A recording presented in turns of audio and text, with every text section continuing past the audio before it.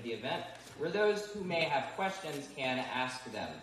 If you attempt to disrupt the event in any way, you will be asked to leave the auditorium. Now, I'd like to introduce our speaker for tonight. Riley Gaines is a recent graduate from the University of Kentucky, where she was a 12 times All-American swimmer. Riley competed and tied with trans-identifying swimmer Leah Thomas at the NCAA championship meet. Since directly experiencing the injustice of allowing men in women's sports, Riley has been outspoken on this issue, which is blatantly unfair and harmful to females in so many ways. Riley is now the director of the Riley Gaines Center at the Leadership Institute. She is an ambassador for women's rights and women's voice, and the host for podcast Gaines for Girls. Through all of her various efforts, she is making real change to defend women's rights in single spaces. Without further ado, please give a warm welcome to our special guest, Riley Gaines. Thank you. That was very kind. Thank you. Thank you. Very sweet.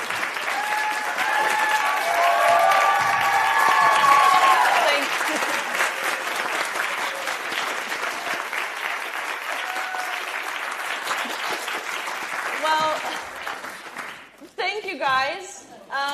That was certainly a much warmer reception than I received last time I was in San Francisco, which was my first mistake, going to San Francisco, yet here we are again. But really, a year ago today, I went to San Francisco State University, which, how cool is it to see some of those students who drove up and who are here today. Yeah, it's amazing. But they can attest. I went to San Francisco State University to share a very similar message as to what I'm here talking with you guys about. A similar forum even. It was a classroom setting, of course a podium at the front of the classroom. And after delivering my remarks, a group of protesters, they rush into the room, they turn off the lights. That's when they rush to the front. I'm entirely disoriented. Of course, there's men in dresses and there's women with beards. I'm like, what is happening? But ultimately, these protesters, totally ambushed me and the Turning Point students in the room. There's pushing and shoving and jostling. Ultimately, these protesters, they're punching, which, fortunately for me, a man in a dress, his punch doesn't hurt that bad. But these protesters, they ended up essentially holding me for ransom. Actually, they did hold me for ransom throughout the middle of the night, demanding that if I wanted to make it home to see my family safely again, I had to pay them money. You might be wondering, okay, well, where are the police? Guys, it's San Francisco. The police were being held for ransom with me. I'm looking at the officers. Pretty sure we're being held against our will. Pretty sure we call that kidnapping. Isn't there something you can do? No.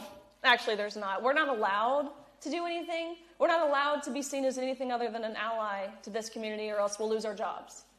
Of course, the same community on the other side of the door calling them racist pigs for protecting a white girl like me. But eventually the dean of students shows up, starts negotiating with the students how much I owe each of them to leave, which the price they agreed upon was $10 each, which makes me mad because I think I'm worth more than $10. But ultimately, we were eventually able to get out of that room, again, where I was holed for 4 hours.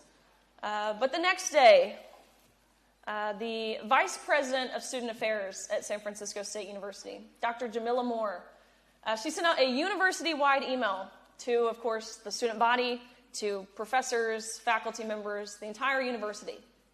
And in this email, she said, "We are so proud of our brave students for handling Riley Gaines in the manner that they did. We know how deeply traumatic her presence is on this campus. And so here are some counseling resources for you guys. Take the day off of school. Just know we see you, we hear you, we love you, and we stand with you." Nowhere in this email did it condemn violence against women for that matter. Nowhere in this email did it say, "We uphold our First Amendment rights and the freedom of speech? No, of course not. And so, in communicating with the campus police, I told them anywhere where there are charges to be had, charges should certainly be pressed, whether that's the university, whether that's the individual students, whether that's the police department for that matter, to which they actually just recently got back with me and said there's no evidence anywhere to charge anyone. Despite what a quick Google search would show you, the ample amount of video evidence, of audio evidence, of eyewitness testimony, which shows you our justice system, especially here in San Francisco. I certainly feel more welcome in this room than I even did testifying before Congress at my most recent time, which it was super cool to see Julio Rosas here. He testified before Congress with me maybe almost a year ago now about the rise in violence among left-leaning protesters. So super cool to see him here. He's amazing. An on-the-ground reporter who's spent time overseas covering a lot of the nonsense going on over there. So it's awesome to see you. But this most recent time, I was there to urge the Biden administration to halt with their illegal administrative rewrite of Title IX, which it's unfathomable to me that a 23-year-old, recent college graduate, college swimmer at that, has to go to D.C. to sit in front of our members of Congress, the beating heart of the American Republic, and explain to them that men and women are different. And then to be on the other side of this table and watch as they have these super confused looks on their faces. But that's what I was there to do. I was one of 3 Republican witnesses, and so one of the Democrats, she was the ranking member of the subcommittee, Representative Lee from Pennsylvania. She starts reading her opening monologue, and the first words that come out of her mouth, she says, "I can't believe that I'm forced to sit here and listen to her transphobic bigotry." Which just broke my heart. I didn't feel mad. I didn't feel frustrated. Really, I felt entirely demoralized, disheartened. Again, a sitting member of Congress doesn't try to dissuade from my stance with fact or logic or reasoning or common sense or lived experience or science, what happened to follow the science. But no, instead resorts to name-calling. And so it's my turn to read my testimony. And I, of course, conclude my testimony. I didn't even mean to say this last little sentence. It was entirely ad-lib, but it accidentally came out. And I looked at her, and I said, "Representative Lee, if my testimony makes me transphobic, then understand, by your own logic, your opening monologue makes you a misogynist," which...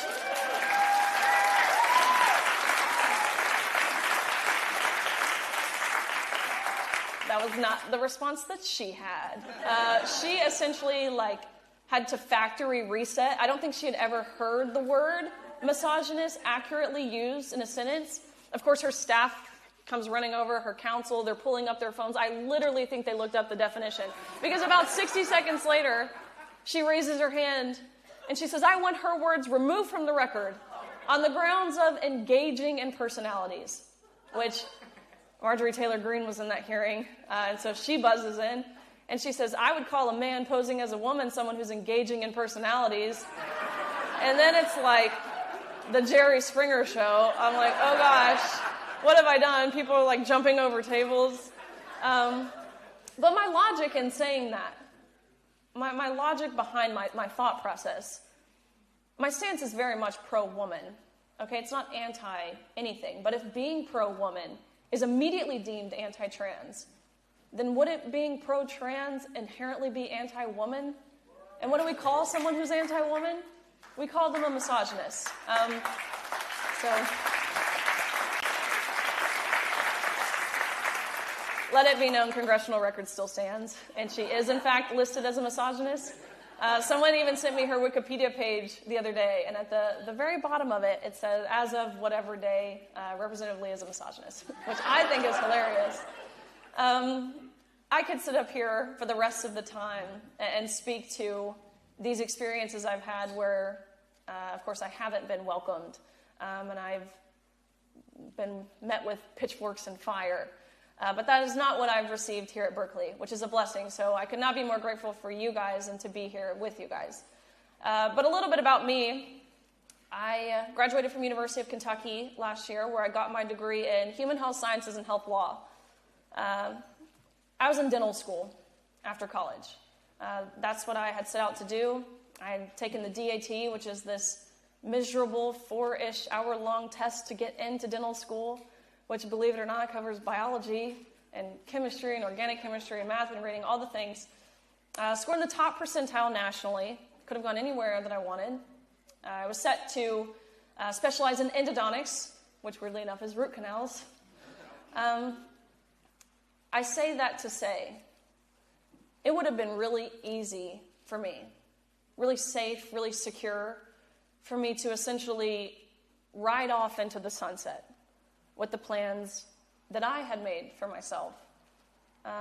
Also, just after graduating in my senior year, I had married my husband, who's here somewhere. He's the really cute 6'4" British guy who now has like this awesome country British accent, living in Nashville.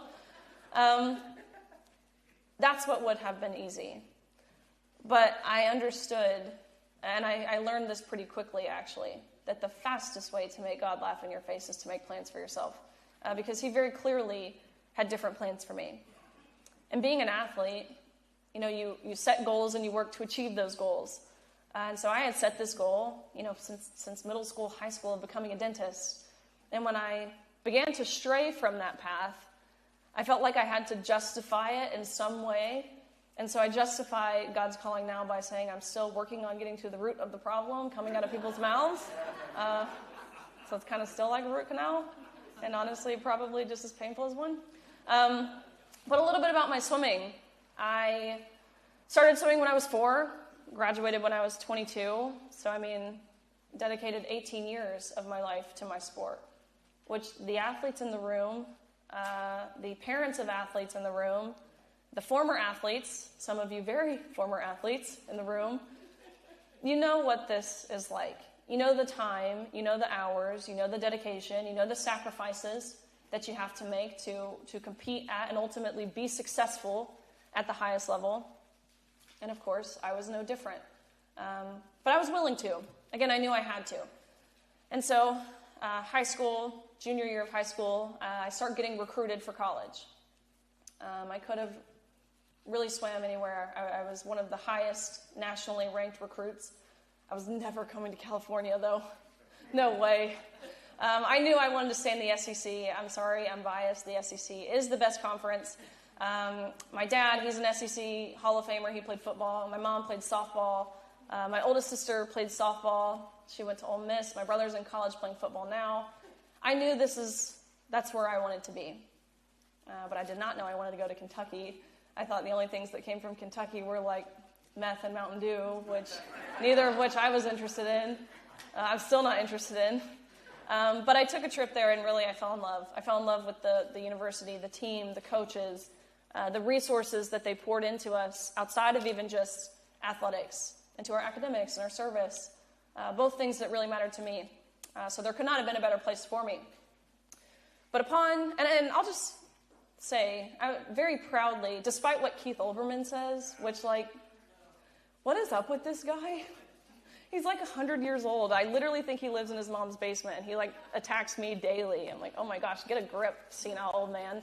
Anyways, despite what Keith Olbermann says, and this is my public call, actually. I challenge him to a race, although no one probably wants to see him in a Speedo. Despite what Keith Olbermann says, I very proudly finished my career at Kentucky as a 12-time NCAA All-American, a 5-time SEC champion, the SEC record holder in the 200 butterfly, making me one of the fastest Americans of all time.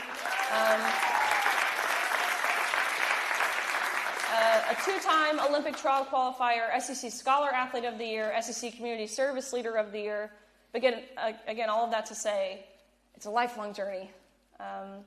Impossible to put into words the amount of, again, time that it takes to reach that point. But freshman year rolls around. I thought I worked hard before. I was wrong. This was a different kind of working hard. We were in the water 6 hours every single day. with 3 of those hours being before 8 a.m. So you practice from 5 a.m. to 8 a.m. You go to class, you come back, you practice again from 1:30 to 4:30. Eat your dinner, do your homework, ice your shoulder, go to bed, you wake up, you do it all again the next day. So freshman year was certainly, I was improving, I was getting better, but it was definitely an acclimation period. So sophomore year rolls around, and this is when I really started to have this breakout season, started doing some pretty incredible things. And about 3 days before we were supposed to leave for our national championships, which is, of course, the meet you work all year, really all of your life for, we're practicing, gearing up, getting ready to go. Our coaches pull us out of the water, take us back to the team room, sit us down, and they say, NCAA's has been canceled. If you live in the dorm rooms, pack your stuff up, you have to leave campus tonight. Of course, COVID had hit. This was in March of 2020. And so there was a lot of uncertainty around this. I thought we would go home for the weekend, maybe the week. We'd come back to campus pretty swiftly. But that was naive to think, because, of course, that's not what happened. And upon going back home to Tennessee, which if this was the case in Tennessee, I can't imagine California, but there were no pools open. There were no gyms open, nowhere to continue training and improving. And if you know anything about swimming, it's not one of those sports that you can take months out of the water. You very quickly lose your ability, your technique, your skill sets. But fortunately, we have an abundance of lakes in Tennessee. And so every day I put on a wetsuit. I had this little route where I'd jump in the boat dock. I'd swim down by Johnny Cash's house. I came back miles, aimlessly, just hoping and praying I would continue improving. Which, let me just say, the amount of snakes that slithered in front of me, or dead catfish that are floating on top of the water that hit you in your face, certainly not pleasant. No Alcatraz, though, which I am swimming Alcatraz soon, and I'm super duper excited. But anyways, I knew I had to do that if I wanted to continue this breakout season I was having my sophomore year into my junior year, which I did. My junior year, when we were finally able to come back, despite the COVID theatrics, which I'll be the first person to say that being a college athlete, I would argue being a college student, being a human during the time of COVID was miserable, to say the least, in terms of the contact tracing and the social distancing and the mandatory vaccines and the mandatory mask, which how many of you have seen a swimmer in the water wearing a mask? No, but they certainly tried. We essentially waterboarded ourselves every day. Not fun, despite all of the COVID theatrics. My junior year, this is when I won my first individual SEC title. This is when University of Kentucky won its first ever SEC team title in program history. And ultimately, I concluded my junior year by finishing 7th in the nation, which I was proud of. It wasn't my best time, but, you're top 8, you're an All-American. It's a pretty high honor. But it was right then and there that I placed 7th my junior year that I set a goal for my senior year to win a national title, which would, of course, mean becoming the fastest woman in the country in my respective event. And so, senior year rolls around, and I'm right on pace to achieve this goal. About midway through my senior season, I was ranked 3rd in the nation in the 200 free, trailing the girl actually from Berkeley, who was in 2nd, trailing her by a few 100ths, maybe a few tenths of a second, which I knew her very well because, like in most sports, your top-tier athletes know each other regardless of where you compete because you've grown up competing against each other, which might I just add, she transferred to Florida. That says anything. I knew her very well.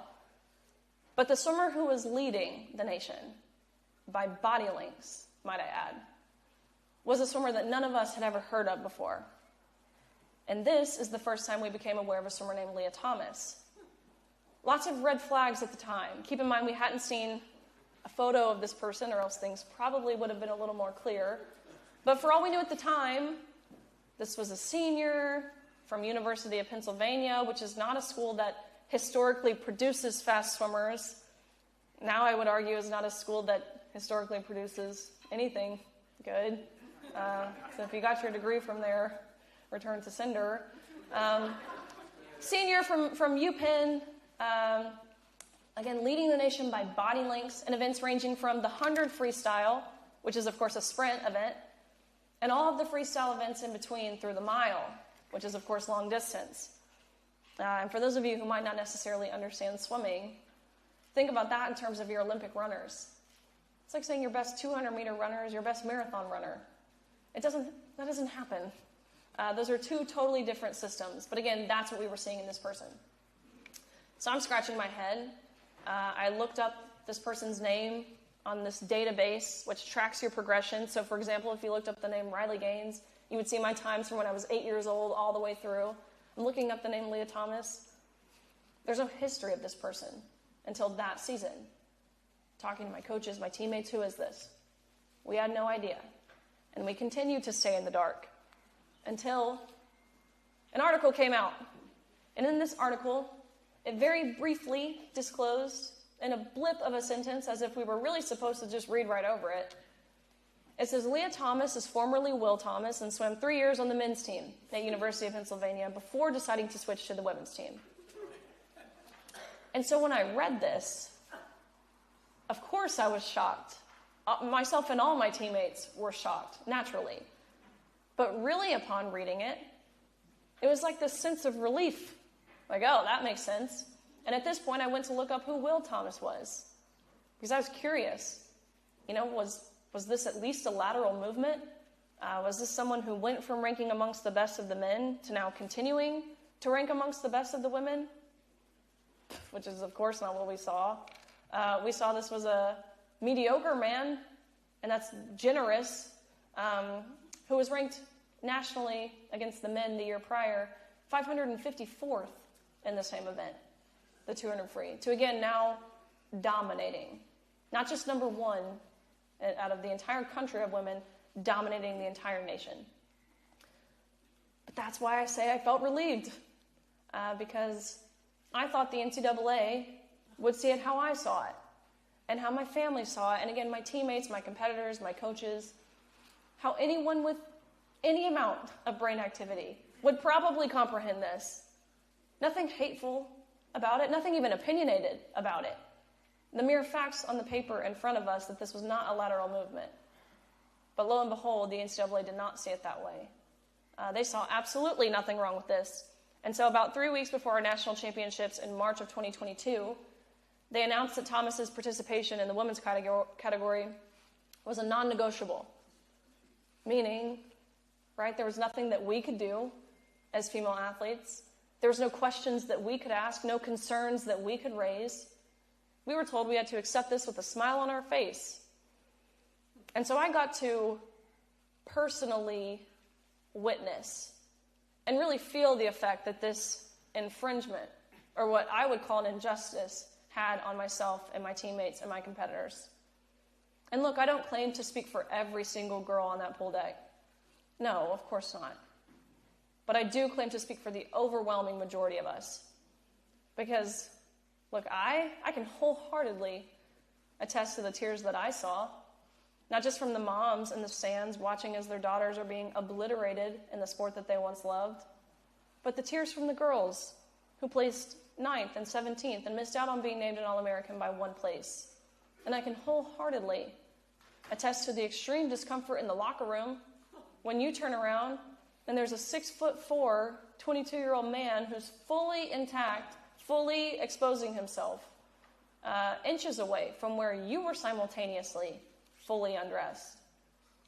And I can wholeheartedly attest to the whispers, because that's what they were. They were whispers of anger and frustration from those girls who, just like myself, had worked our entire lives to get to this meet. And so that first day was the 500 freestyle, which is not an event that I typically do. And so I watched on the side of the pool as Thomas swam to a national title, to literally no one's surprise, beating out Olympians, beating out American record holders. Keep in mind, these aren't scrubs. They're the most impressive female swimmers this world has ever seen. and he beat them all by body lengths. 1 second might not sound like a lot of time, but in the sport of swimming, 1 second is significant. A sport that's measured down to the 100th of a second. Thomas beat the entire nation of girls by 2 seconds. Even the time he went last year would have beat every girl in the nation the next season by 2 seconds. He became the first man to win a Division I NCAA women's title.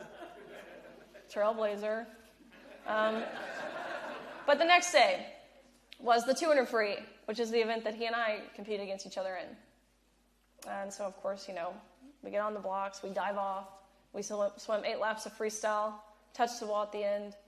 I look up at the scoreboard, and almost impossibly enough, we had gone the exact same time down to the 100th of a second, meaning, of course, we tied, which 1 is incredibly embarrassing for a 6'4" man, but 2, it's rare, right? You're racing for 1 minute and 40-ish seconds, and not even 1/100th separates you.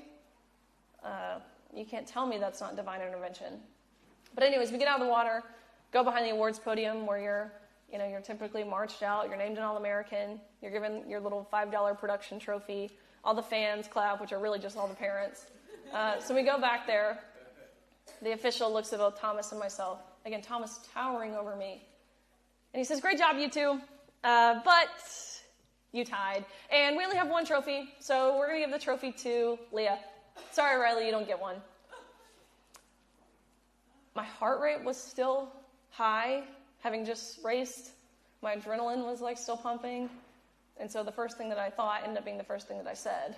And the first thought that I had was, isn't this everything that Title IX was passed to prevent from happening? What do you mean you're going to give the trophy to the man and the women's 200 free? I asked the question no one dared ask all season. And I said, why? What's your rationale for this? To which he didn't have an answer. They didn't give him a script of what to say when someone asked why. And so he's stumbling on his words, and he's, we're just doing this in chronological order, is what he said. So I said, okay. Do you mean alphabetical? Because G comes before T. Otherwise, I literally have no idea what you're being chronological about. We tied. And it was at this point where he realized he didn't have a justification.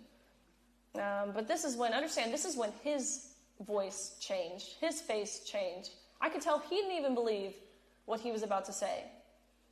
But he looked at me, and I appreciate his honesty. He said, "Riley, I'm so sorry, but we've been advised that when photos are being taken, it's crucial that the trophy's in Leah's hands. Again, you can pose with this one, but you have to give yours back. Leah takes the trophy home. You go home empty-handed, end of story." That is the moment when, of course, all season, we knew what was happening was wrong. We knew the unfair competition was wrong. We knew the silencing that we faced from our universities. We knew the locker room aspect was wrong. But it wasn't until this official reduced everything that we had worked our entire lives for down to a photo op to validate the feelings and the identity of a man at the expense of our own. That's when I was no longer willing to wait.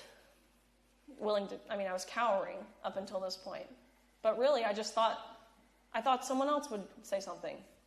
I thought surely a coach, someone within the NCAA, someone with political power, some other swimmer, someone's dad, quite frankly, would come down there and yank this man out of our locker rooms. I just was under the assumption that someone who was supposed to be protecting us would protect us. But I realized in that moment what a naive thought that was, to wait for people to do the right thing unprovoked. We would be waiting for forever. And it hit me. I remember distinctly this realization of, oh my gosh, how in the world can we, as women, as female athletes, expect for someone to stand up for us if we're not even willing to stand up for ourselves? This has to come from us. So that's ultimately when I made my mind up. Again, on top of the locker room aspect, which, if I had to see it, you guys at least have to hear about it. I'll keep it PG. But look, a swimming locker room, it's not a place of modesty. These suits that you put on, your racing suits, it takes about 20 minutes to really poke and prod yourself into these suits. They're paper thin, skin tight, 15 minutes, 20 minutes of which you're fully exposed. And I think we can all agree a locker room's not a comfortable place in general, but growing up a swimmer, you almost become comfortable being vulnerable in that environment. I can't even express to you in words how that vulnerability is entirely stripped when you have your back turned, again, undressing, and all of a sudden you hear a man's voice in that locker room. Of course, it's awkward, it's embarrassing, it's uncomfortable. It was inherent for every girl in that changing space to cover themselves, whether it was with their towels or their clothes or their hands, and to get out of that locker room as quickly as they could. But I mean, it was feelings of betrayal. It was an utter violation. And really, it was traumatic. And not even necessarily traumatic because of what we were forced to see or how we were forcibly and non-consensually exploited, which we used to call sexual harassment. It was traumatic for me to know just how easy it was for those people who created these policies and enforced these policies to totally dismiss our rights to privacy without even a second thought, without even bare minimum forewarning us that we would be sharing this changing space. Again, I know I also alluded to the silencing that we face, but I think that's an incredibly important piece of the pie here, and understanding how this issue, along with, every cultural issue that seems to be really plaguing this country, especially on college campuses, it shows how it transcends beyond the subject matter, and it really has become an infringement on our First Amendment rights. I was forced to go to sensitivity training where they brought in an outside professional, whatever that means, who sat me down, taught me how to use she, her pronouns as a 21-year-old senior in college. She would ask me, it was like a mock interview setting, she would ask me interview questions. If I didn't answer to her standard, I had to re-go through the training. But don't fret, we didn't only learn she, her pronouns, we also learned he, him pronouns.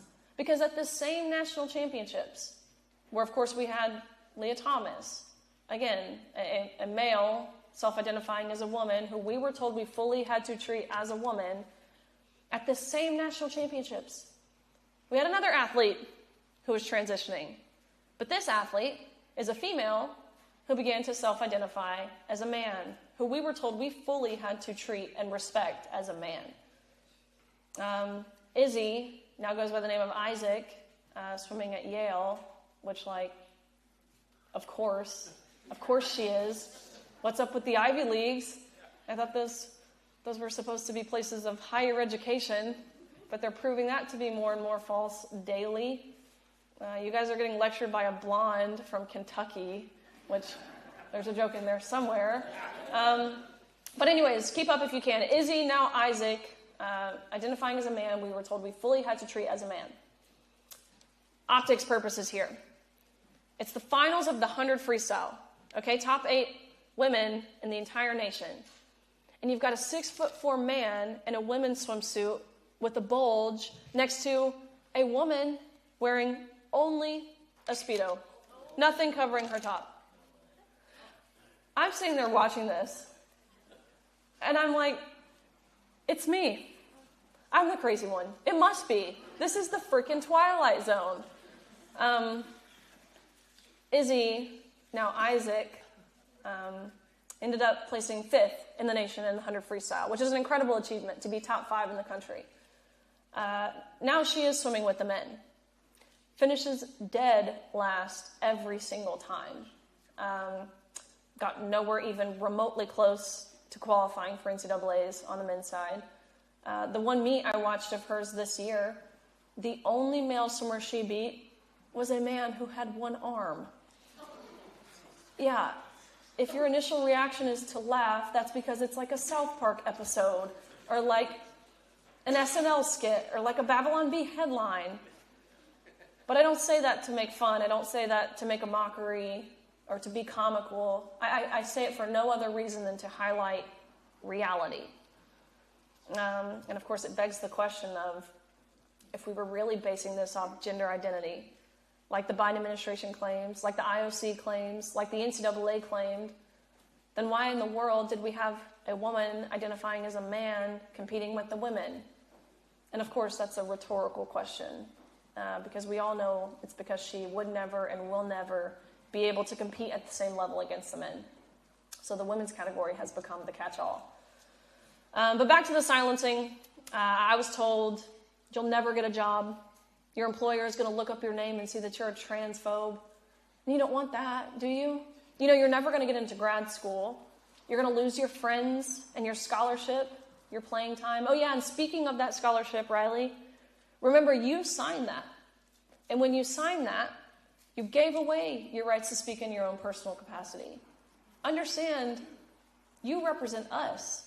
Whose name is across your chest and across your cap? Because it's not your own, it's ours. And understand, we have already taken your stance for you. Thomas's teammates, they were forced to go to weekly LGBTQ education meetings where they learned about how just by being cisgender, they were oppressing Leah Thomas. Social justice, reformative justice circles they had to go to. 16 of his teammates, plus their parents, signed on to an email to their administration expressing their discomfort in the locker room at the beginning of the season, to which the administration responded back with, I swear I have a screenshot of the email. They said, if you feel uncomfortable seeing male genitalia, here are some counseling resources that you should seek in an attempt to re-educate yourselves. They even went as far to tell these girls that if they did speak out, and any harm whatsoever were to come towards Thomas's way, whether that was physical harm, emotional harm, self-inflicted for that matter, they said, then understand you are solely responsible. And that would make you responsible for a potential death. And that would make you a murderer. And you don't want to be a murderer, do you? No, so I suggest you be kind and I suggest you be inclusive. Let that sink in, what they told these girls. They told these girls that they would have blood on their hands if they advocated for fair play and privacy in areas of undressing. And believe it or not, that's effective when you're talking to a bunch of 18, 19, 20-year-old girls. It works.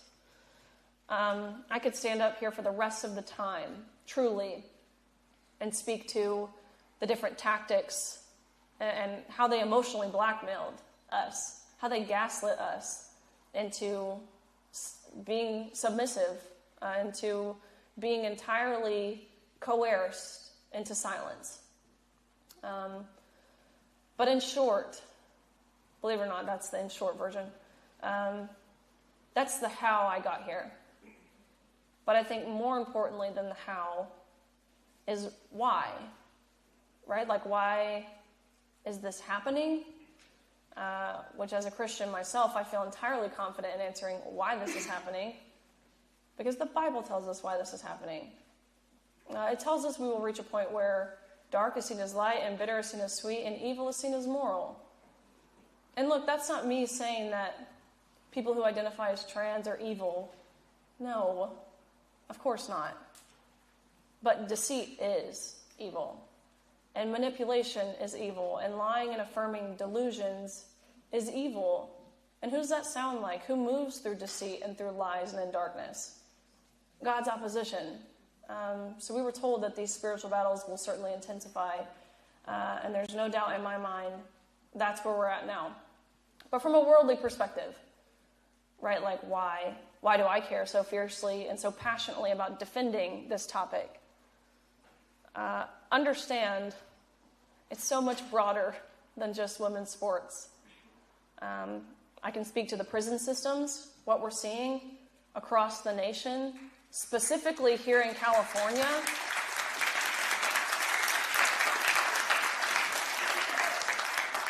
In California, all women's prison facilities, AIDS is running rampant because these males who are convicted of heinous crimes, right, like child pornography and kidnapping, and majority of the time, some sort of sexual crime, like rape. These men who are in men's prisons They understand that the quickest way to get into a woman's prison, which sounds great to a rapist, is to merely say, I am a woman. Of course, it's typically lesser charges. They're more lenient. And again, you're housed with women. In California, in recent weeks, over 1,600 men applied to be women to get into women's prisons. You know how many women applied to be in men's prisons? 1, and she had 3 months left of her sentence. But these men, they're being granted access into women's prisons, and they're impregnating these women. It's happened, of course, here in California, in New Jersey, Ohio, Kansas, the list goes on. You know what they did on Super Bowl Sunday here in this state? When no one's paying attention, right? Everyone's watching the Super Bowl. Correctional officers worked overtime to go into these women's facilities and insert condom dispensers and dental dams. Not only just allowing rape and sexual intercourse in prisons, but encouraging it. That's right here. And you know how I know? It's because I'm talking to these girls on the inside. These girls who are sharing housing facilities, sharing the same room with these men. And they're traumatized. They don't know what to do. A lot of these women come from battered backgrounds where they have some form of domestic or sexual abuse in their past. And now they're being told they're the problem if they're not okay sharing a room with a man who rapes them, impregnates them, gives them AIDS. Again, that's rampant here in this state. In sororities, we're seeing men go into sororities in Wyoming. Again, happening in multiple states. But the most renowned example of this is in Wyoming. The Kappa Kappa Gamma sorority, a male entered, full access to the sorority house, lives in the sorority house, undresses and showers with the girls, makes inappropriate comments about their bodies and what undergarments they wear. It's ridiculous. These girls were promised sisterhood and they got the brother they never wanted. I could keep going of the different examples, really. But the premise of why I care so much about this topic is that we're denying objective truth. Biblical truth, yes. Objective truth. Biological reality we are being asked to deny. And understand the most basic of truths at that.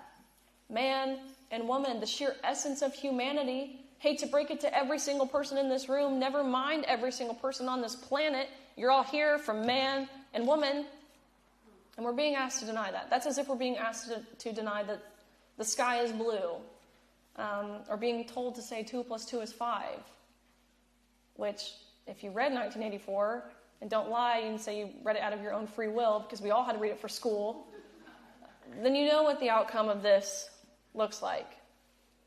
Not to mention this shift in language that we're seeing. You know what they did, again, in this state recently? Just trying to hit home. I don't think I have to hit home for you guys. But just trying to really hit home how, of course, this is the epicenter of it all. In California, maybe 2-3 weeks ago, they introduced a bill that would change the word female in state statute to person. So it's no longer female or woman or mother. No, it's cervix haver, or uterus owner, or menstruator, or bleeder, or birthing person, or birth giver, menstruator, egg producer, whatever other derogatory way they can come up with that ultimately reduces women down to their biological functions and capacities. Even this idea of saying biological woman. I adhered to this for a long time. I thought it was necessary in making the distinction, right? Like, I'm a biological female, Thomas is a biological male. And I'm sitting there one day. Of course, I had to take a lot of upper-level math courses in college, and so I'm sitting there, I'm like, if this was an algebra equation, wouldn't those words just, cancel out? Why are we saying that? And it hit me what we were doing. We were playing their game. Because when you say that, when you add that little prerequisite, the prefix of biological, you are subconsciously, even if you don't know it, you are subconsciously admitting that there's some unbiological alternative to being a woman or a mother or whatever it might be. And there's not. Again, God created the only distinction we will ever need when he made man and woman. Even the verbiage of sex reassignment surgery. Be mindful, because when you say it, you're subconsciously admitting that you can reassign your sex, which you cannot. There's no amount of hormones or surgery that changes who you are. Again, who God created you to be, perfect and intentionally in his image. So be mindful of the words that you use, because they matter, and we have seen our language be entirely corrupted. So again, to just holistically make this make sense, right? The denial of truth, the shift in language, the breakdown of the family unit, pinning parents and kids against each other, the breakdown of our faith. We used to be a country that proudly said and stood by one nation under God, and in God we trust. The breakdown of our freedoms, such as the freedom of speech. The list goes on. The propaganda we're seeing spread through the media, the preying on our most vulnerable, that being children and women. All of these things really only point in one direction. And that direction is Marxism. You talk to someone from China or Russia or Cuba or Germany or Brazil or Venezuela or the Czech Republic or any of these countries that have once or currently embraced this communist, Marxist, socialist regime. And they'll tell you that it's a slippery slope. And it's a slippery slope that by the hands and feet of our own leaders, we are actively being led down. Which sounds grim, it sounds chilling. And yeah, maybe from a worldly perspective. But again, the eternal battle has already been won, which is why I'm able to do this with a smile on my face.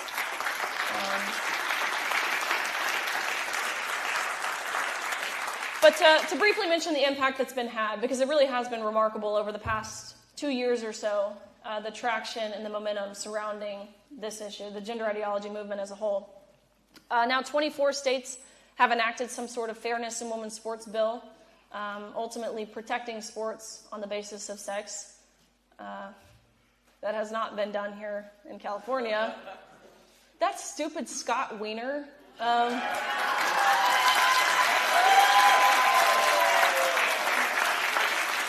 This week, or maybe last week on the Senate floor, he gets up there and starts touting off, I don't even know what the, scenario was here.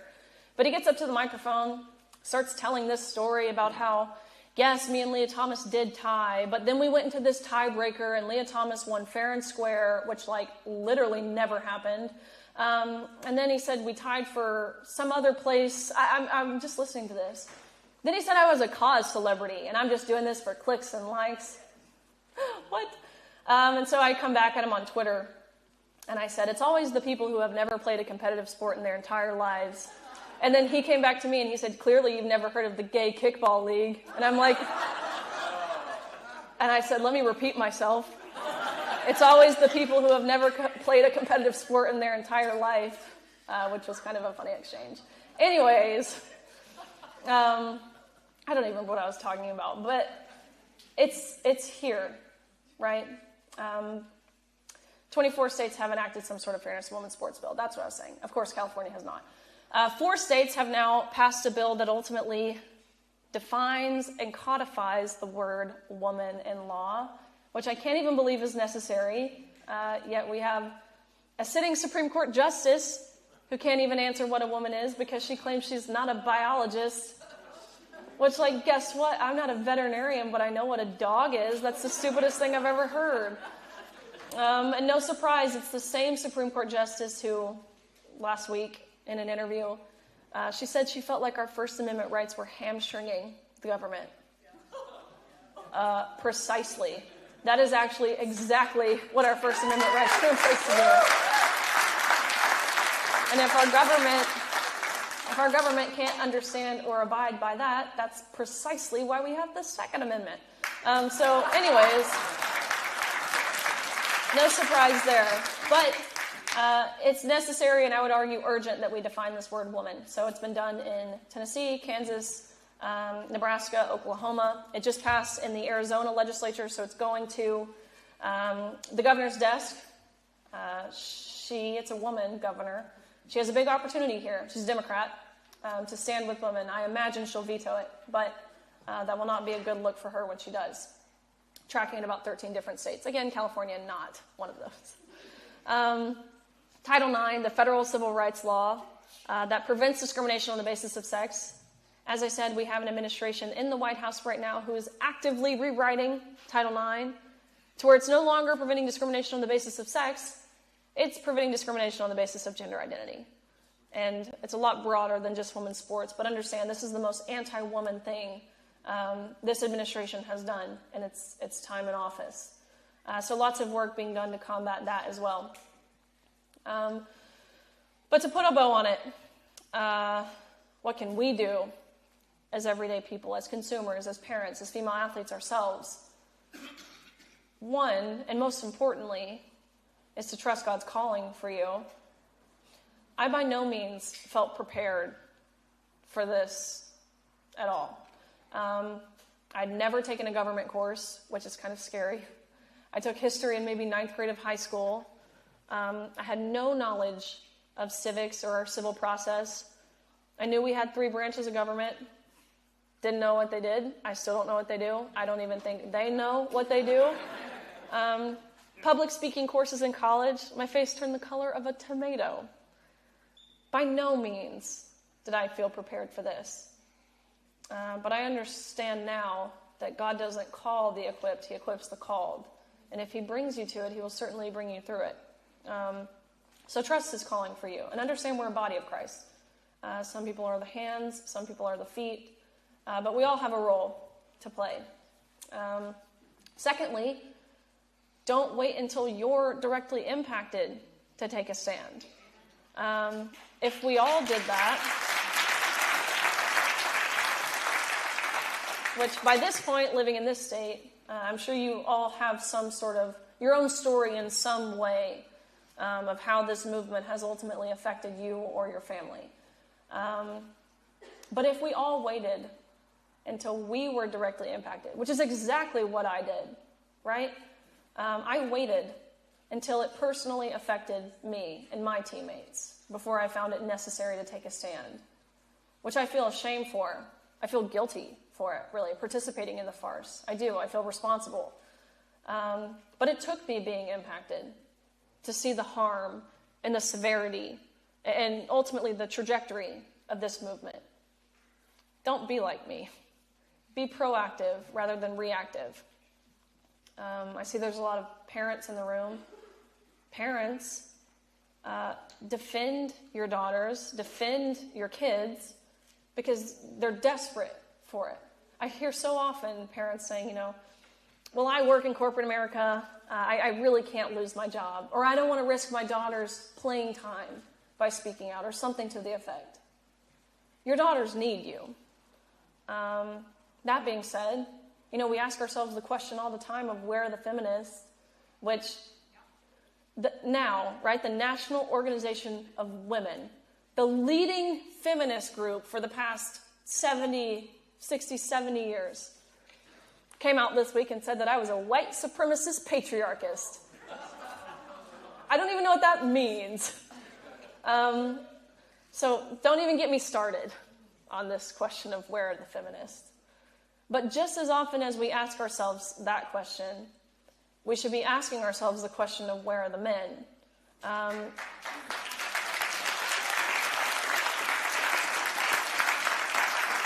This movement, especially as it pertains to sports, is very much centered around girls and women. But men, you're not in the clear. We need strong men. I believe, other than the fact we live in a godless society, I think the reason our nation is in the active decline that it is because we have weak male leadership in virtually every realm, whether that's, again, corporate America, academia, of course, within our government, our spiritual leaders, so it seems. Be a masculine man. We hear all the time that masculinity is toxic and it's bad and it's this undesirable trait. But we need men who are willing to fulfill their biblical role of protecting and providing. There's a saying, and it's hard times create strong men create good times create weak men create hard times. And of course, it's a cycle that repeats itself. And you can see this cycle play out through the rise and fall of any civilization. Speaking to here in the U.S., I think the last time we had a society full of strong men was in the 1940s during World War II, right? The self-proclaimed greatest generation. But really, you think about it. These were men who were willing to lie, actively lying about their age, saying they were older than what they really were so they could enlist and fight for this country. And now, 80-ish years later, you have men actively lying about their sex so they can get into women's sports or women's prisons or women's sororities or women's domestic violence shelters or women's bathrooms, what have you. So all of that to say, we can only hope. There's no doubt in my mind we're in the part of the process where weak men have created hard times, which we can only hope that these hard times garner strong men. But parents, defend your daughters and teach your sons how to be strong men. It is mind-blowing to me that this stance I've taken is considered brave. I literally am saying nothing profound. I'm saying that there are two sexes, and you can't change your sex, and each sex is deserving of equal opportunities and privacy and safety. That's it. It's wild that that's considered brave. I don't feel brave. No, you know who's brave? It is our law enforcement officers, which I thank them for being here. They've been great here tonight, so...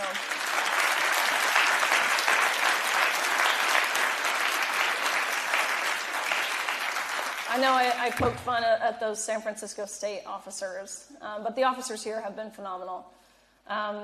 That's what's considered brave, our first responders. Not what I'm doing, but I understand, right, the threats and the risk. They're real.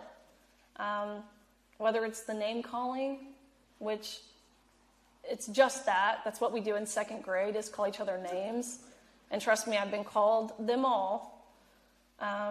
Whether it's the petty personal attacks, people who say, well, your extensions look fake. I'm like, this is my real hair, so thank you, I guess. It's kind of like a compliment.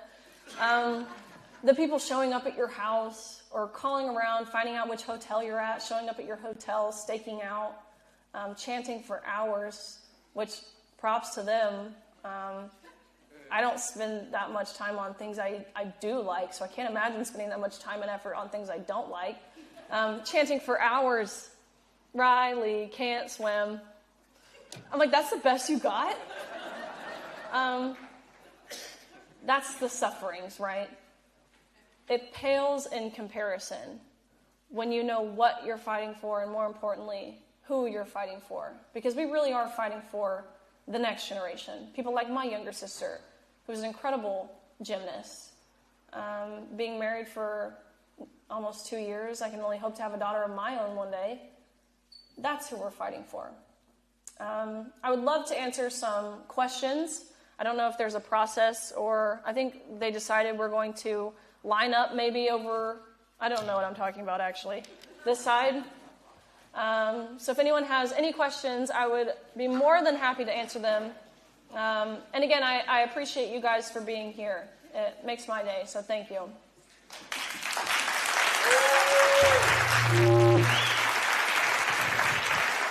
Okay.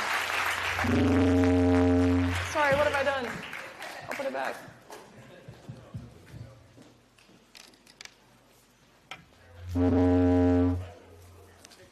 Huh? I don't know. I think it was me. We're working on that, guys. 2 seconds. In the meantime, I can share some more examples here in this state. I could do that all day long.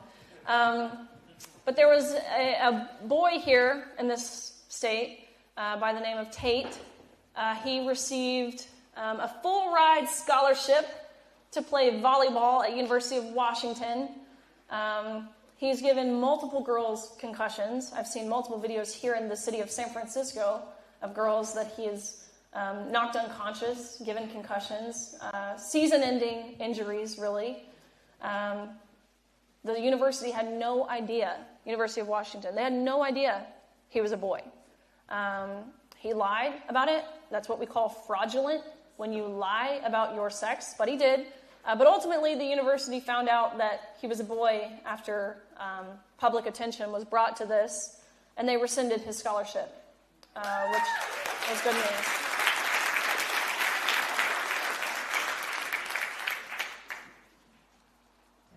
Test. Okay, cool. All right.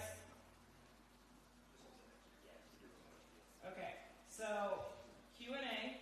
Just want to remind our people in line that this is a question and answer, not a monologue. we love you, we appreciate you, but let's keep it an actual question and answer.